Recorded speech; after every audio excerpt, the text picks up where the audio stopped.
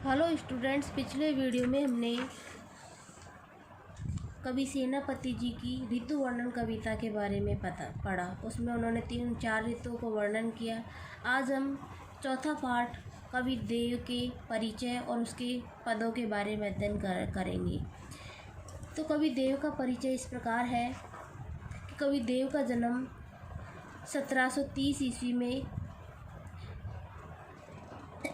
हुआ था। तो देखो, रीतिकालीन काव्य परंपरा में विशिष्ट स्थान रखने वाले कवि देव का जन्म विक्रम संवत 1730 ईस्वी में हुआ था। इनके ग्रंथों से ज्ञात होता है कि इटावा के रहने वाले थे और इनके पिता का नाम कुछ विद्वान बिहारी लाल दुबे मानते हैं। इनके वंशज वर्तमान में इटावा और कुसमरा में रहते हैं। देव की रचनाओं की संख्या 52 कही जाती है, किंतु इनकी प्रमुख और प्राप्त रचनाओं में भाव विलास, भवानी विलास, कुशल विलास, रस विलास, काव्य रसायन, देवचरित्र और अष्टयाम, सुजान विनोद, प्रेम तरंग आदि हैं। देव ने भी केशव की भांति कवि और आचार्य कर्म का निर्वाह किया। स्वभाव रसिक होने के कारण उनके काव्य में श्रृंगार रस का उच्छल प्रभाव रहता है। यह श्रृंगारिक छिचली नहीं अपितु उसमें विशेष गंभीरता विद्यमान है। वे वैसे भी रसवादी आचार्य थे, परंतु अलंकारों के स्वाभाविक प्रयोग के प्रति इनका आग्रह था। देव ने साहित्य ब्रजभाषा को अपनाया और परंतु इनमें संस्कृत, प्राकृत, अपभ्रंश, फारसी तथा उत्तर भारत की अन्य बोलियों के शब्दों का स्वतंत्र रूप से प्रयोग किया। इस प्रकार कवि देव काव्य सृष्टि और आचार्य दृष्टि के कारण ऐसे महाकवि थे जिन्होंने तत्कालीन सामाजिक और साहित्यिक परिस्थितियों में हिंदी साहित्य का अमूल्य ग्रंथ रत्न प्रदान किए। इन्होंने अपने पदों में भगवान श्री कृष्ण के बचपन का वर्णन किया है कि बचपन में वो कैसे लगते थे। तो देखो, देव ने पहले पद में श्री कृष्ण के बाल रूप का वर्णन किया है। बाल रूप में उन्होंने क्या क्या बताया है, देखो।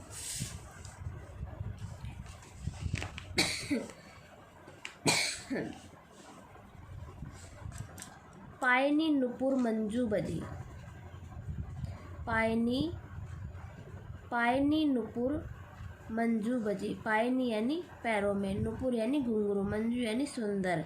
उनके पैरों में सुंदर घुंघरू बज रहे हैं।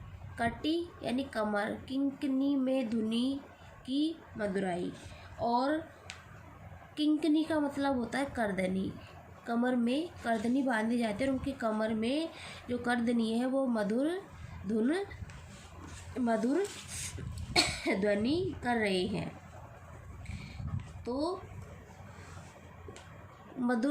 तो देखो, पायनी नुपुर मंजू बजे, कटी किंकनी में मधुर ध्वनि की मधुराई। वो कहते हैं कि उनके पैरों में घुंघरू, सुंदर घुंघरू और कमर में करधनी सुशोभित है। सांवरे अंग लसे पट पीत, और उनके सांवरे शरीर पर पीले वस्त्र। लसे पट पीत, उनके सांवले शरीर पर लसे यानी सुशोभित है। सांवले शरीर, पट यानी वस्त्र, पट यानी वस्त्र, पीत यानी पीले, और उनके सांवले शरीर पर पीले वस्त्र सुशोभित है। ये उल्से बन माल सुई, और उनके हृदय पर अर्थात उनकी छाती पर आनंदित होती है वन माला, अर्थात वन के फूलों की बनी हुई माला सुशोभित है। उनके हृदय पर जंगल की फूलों की बनी हुई माला सुशोभित है। माथे किरीट, किरीट का मतलब होता है मुकुट। उनके माथे पर मुकुट, बड़े दृग चंचल, और उनके बड़े बड़े चंचल नेत्र। बड़े दृग यानी नेत्र, और उनके बड़े चंचल नेत्र, और होठों पर चंद्रमा रूपी मुख पर चांदनी रूपी हंसी सुशोभित है। जनुआई यानी चांदनी, चंद यानी चंद्रमा, चंद्रमा रूपी मुख पर चंद्रमा रूपी मुख पर चांदनी रूपी मुस्कान सुशोभित है। जय जग मंदिर दीपक सुंदर, जय जग मंदिर दीपक सुंदर। और देव जी कहते हैं, कवि देव कहते हैं कि श्री कृष्ण विश्व में सुंदर दीपक के समान सुशोभित है। जय जग मंदिर दीपक सुंदर, श्री कृष्ण सुंदर दीपक के समान सुशोभित है। श्री ब्रज दुल्हे देव सहाय, और वो ब्रज के दूल्हे बनकर सहाय यानी सहायता करते हैं, और वो ब्रज के दूल्हे की भांति सदा सबके सहायक होते हैं। तो वापस देखो, पाए ने नुपुर मंजू बजे की कटी किंकनी में धुन की मधुराई, कि उनके पैरों पर मधुर तथा सुंदर घुंघरू और कमर में करदनी सुशोभित अर्थात मधुर ध्वनि करते हुए सुशोभित है। और उनके सांवले शरीर पर पीले रंग के वस्त्र और उनके हृदय पर पन्नों के फूलों से गुथी हुई माला सुशोभित है। उनके माथे पर मुकुट और उनके बड़े और चंचल नेत्र है। उनके चंद्रमा रूपी मुख पर चांदनी रूपी मुस्कान सुशोभित है। और वो एक इस संसार रूपी मंदिर में सुंदर दीपक के समान सुशोभित है। और वो ब्रज के दूल्हे श्री कृष्ण सभी के सहायक है। धार में धाय दसी निरादर हवे। फिर भगवान श्री कृष्ण क्या कहते हैं कि धार में धाय दसी निरादर होवे, कि जिस प्रकार वो कहते हैं, कवि वर्णन करते हुए कहते हैं कि एक गोपी या कोई गोपी को ले लो कि हे सखी मेरी आँखें धार में दसी निरादर हवे, कि मेरी आँखें हैं वो श्री कृष्ण के रूप सौंदर्य में इस प्रकार फंस गई है। धा यानी धारा, धा यानी दौड़कर, धार यानी धारा, निरादर यानी बिना सहारे की, जाए फंसी यानी फंस गई है, उक्सी न उबेरी, और निकालने पर भी उक्सी यानी निकालना, न अबेरी यानी नहीं निकल रही है, निकली। तो देखो, धार में धाय दसी निरादर हवे, कि एक गोपी कहती है कि मेरी आँखें भगवान श्री कृष्ण के प्रेम में अर्थात उनके इस प्रकार फंस गई है। दसी यानी फंस गई है, निरादर यानी बिना सहारे के इस प्रकार जाकर फंस गई है। जाए फंसी यानी जाकर फंस गई है। उक्सी न उबेरी, जो निकालने पर भी नहीं निकल रही है। री अंगड़ाई गिरी गहरी, और अंगड़ाई यानी अंगड़ाई लेकर अर्थात री अंगड़ाई गिरी गहरी, अंगड़ाई लेकर और भी अत्यधिक फंसी जा रही है। अर्थात सांवले रंग के अंदर एकदम डूब गई है, गहरी गही अर्थात और भी अत्यधिक गहरी, अर्थात और भी अत्यधिक फंस रही है। फेरे फिरी और घिरी न घेरे, कि वापस निकालने पर भी नहीं घेरी अर्थात वापस निकालने पर भी नहीं निकल रही, अर्थात फेरने पर भी नहीं फेरे और निकलने पर भी नहीं निकले। अर्थात भगवान श्री कृष्ण के प्रेम में इस प्रकार फंस गए हैं कि निकालने पर भी वापस नहीं निकल रही है। देव कछु अपनो बसना, देव कहते हैं कि मेरा अब कुछ भी बस नहीं है, अर्थात इन आँखों पर कुछ भी मेरा बस नहीं है। रस लालच लाल चित भये और भई चेरी, और जो मेरा मन है वो उनकी रस का लालची हो गया है।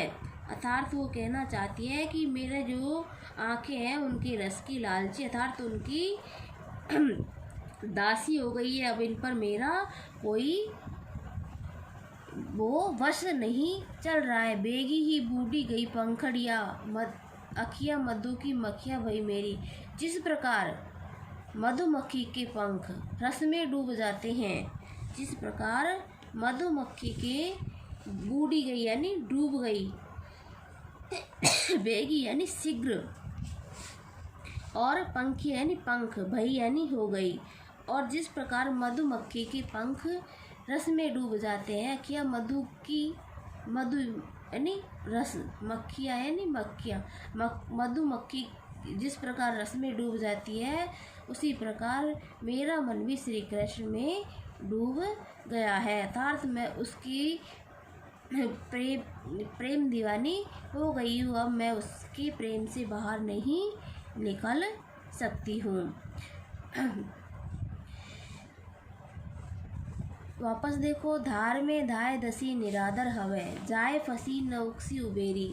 वो कहते हैं, गोपियाँ कहती है कि हम भगवान श्री कृष्ण के प्रेम में अर्थात उनके प्रेम की धारा में इस प्रकार बह गए हैं, इस प्रकार डूब गए हैं, इस प्रकार फंस गए हैं कि निकालने से भी नहीं निकल रहे हैं। री अंगड़ाई गिरी गहरी गई, और अंगड़ाई लेकर और भी अधिक गहरी होती जा रही, अर्थात और भी अधिक डूबते जा रहे हैं, अर्थात और इतनी गहरी गई कि पकड़ने पर भी नहीं पिकड़ता, तो वापस लौटाने पर भी नहीं लौट रही है। देव कछु अपनो बस ना था, देव कहते हैं कि इन पर मेरा बस नहीं है, और मेरी आंखें हैं, मेरा मन है, वो भगवान श्री कृष्ण के प्रेम का लालची हो गया है।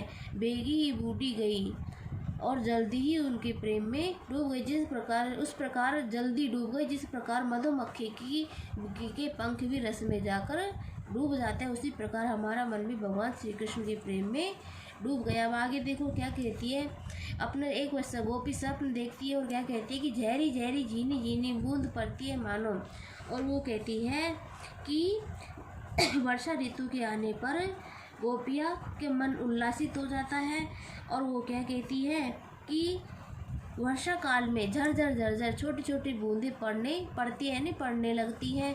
गहरी गहरी घटा घेरी है गगन में, और चारों तरफ काली काली घटाएं गगन यानी आकाश में चारों ओर घटाएं छाई हुई है। आनी कहे श्याम मौसो झूले झूलाए बेको आजा, और सपने में श्याम ने मुझसे आकर कहा कि चलो झूला झूलने को चलते हैं। फूली न समाई भई ऐसी हो मगन में, और मैं उनकी बुलाने की बात, झूला झूलने की बात को सुनकर इतनी प्रसन्न हो गई कि मैं अपने आप में ही भूल गई, अपने आप में ही मग्न हो गई। चाहती उठवे उड़ी गई सो निगोड़ी नींद, और जैसे ही उठना चाहा तो मेरी नींद उड़ गई, और मेरा स्वप्न था वो उड़ गई। सो निगोड़ी नींद, जैसे ही मेरी नींद उठना को चाहा तो मेरी नींद टूट गई। सोए गए भाग मेरे जागी व जगन में, और मेरे जो भाग थे वो सो गए। अर्थात स्वप्न टूटने से, वो क्या कहती है कि स्वप्न टूटने से मेरे प्रिय मिलन का जो भाग था वो सो गया। आँखें खोली देख तो घन न घनश्याम, और जैसे ही मैंने आँख खोल कर देखा तो ना तो कोई बादल थे और ना ही शाम थे। वे छाई बूंद मेरे आंसू हुए द्रगन में, और जो बूंद पड़ रही थी जो वर्षा के समान लग रही थी वो मेरी आँखों से बह रही थी, अर्थात मेरी आँखों में अश्रुओं के कण निकल रहे थे, मेरी आँखों से अश्रु बह रहे थे। वापस देखो, झहरी झहरी झीनी झीनी बूंद है परित्ती मानो, कि छोटी छोटी बूंद वर्षा की बूंदें पड़ रही है, और चारों ओर काली काली घटाएं छा रही है। आकाश में चारों तरफ काली काली घटाएं छा रही है, और उन काली काली घटाओं में ही वह स्वप्न देख रहे हुए शाम ने मुझसे झूला झूलने के लिए चलने को कहा, तो मैं प्रसन्न हो गई, और मैं अपने आप में ही खुश हो गई, मग्न हो गई, बहुत प्रसन्न हुई, और फूली नहीं समाई, अत्यधिक प्रसन्न था। फूलना समाना है ना, अत्यधिक प्रसन्न होना। चाहती उड़ गई उठे, जैसे ही मैंने उनके साथ जाने को तैयार हुई, झूला झूलने को तैयारी उठने को तैयार हुई, तो मेरी नींद टूट गई, और मेरे प्रिय मिलन का जो स्वप्न था वो टूट गया था, तो मेरा भाग सो गए। आँखें खोली देख, और जैसे ही मैंने आँख खोल कर देखा तो ना तो बादल थे और ना ही श्री कृष्ण थे। वे छाई बूंद मेरे जो वर्षा के समान बूंदें पड़ रही थी, आंसू व द्रगन में वो मेरे अश्रुओं की धारा बह रही थी। तो ये था हमारा देव वाला पाठ। अब ये हमारा पाठ पूरा हो गया। अब इसकी क्वेश्चन आंसर डाल दिए जाएंगे, वो कॉपी में उतार लेना। धन्यवाद।